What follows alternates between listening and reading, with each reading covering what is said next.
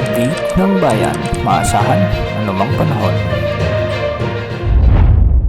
Magandang hapon po sa ating lahat. Narito ang update sa lagay ng panahon ngayong araw ng Miyerkules, April 3, 2024. Ngayong hapon ay ang ridge ng high pressure area pa rin ang nakakaapekto sa eastern sections ng northern at central Luzon.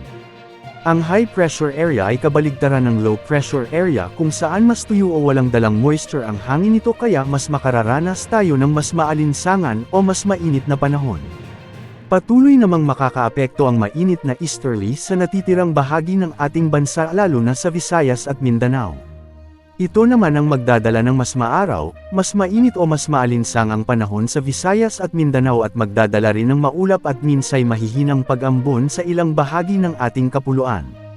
Kahapon araw ng Martes ay pumalo ang pinakamataas na heat index sa Giwan Eastern Samar, na umabot ng 46 degrees Celsius. Nasa danger level na ito ayon sa Pag-asa at posible nang maging sanhi ng dehydration, heat cramps at heat stroke. Ngayong araw ng Miyerkules, posibleng makararanas pa rin ng mainit at mataas na heat index sa ilang lugar na aabot sa 42 degrees Celsius sa Apari, Cagayan, Pili, Camarines Sur, Dumangas, Iloilo, Catarman Northern Samar, at Giwan Eastern Samar.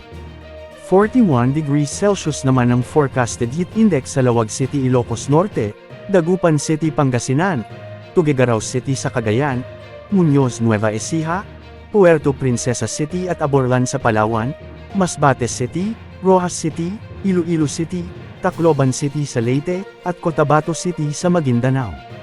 Dahil sa mainit na panahon, maraming paaralan ang nagkansela ng pasok ngayong hapon sa iba't ibang bahagi ng ating bansa dahil sa epekto ng mataas na heat index na posibleng magdulot ng pagsakit ng ulo ng mga estudyante. Posibleng magpapatuloy pa ang pagtaas ng temperatura hanggang sa susunod na buwan ng Mayo.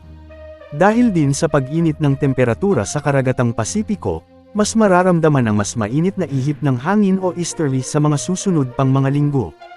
Para sa taya ng panahon ngayong hapon sa natitirang bahagi ng Luzon, ay asahan ng malinis na kalangitan at maaliwalas na panahon, at mababa naman ang chance ng pag-ulan hanggang hapon at gabi dahil pa ron sa epekto ng high pressure area. Asahan naman ang maaraw at mainit na panahon ngayong hapon sa malaking bahagi ng Metro Manila, Palawan at natitirang bahagi ng ating bansa gaya ng Visayas at Mindanao, na mababa rin ang chance ng mga pag-ulan.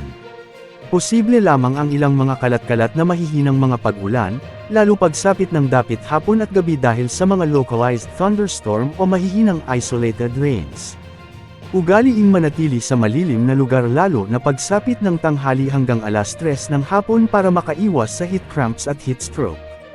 Samantala, patuloy nating minomonitor ang cloud clusters na nasa silangan ng Mindanao.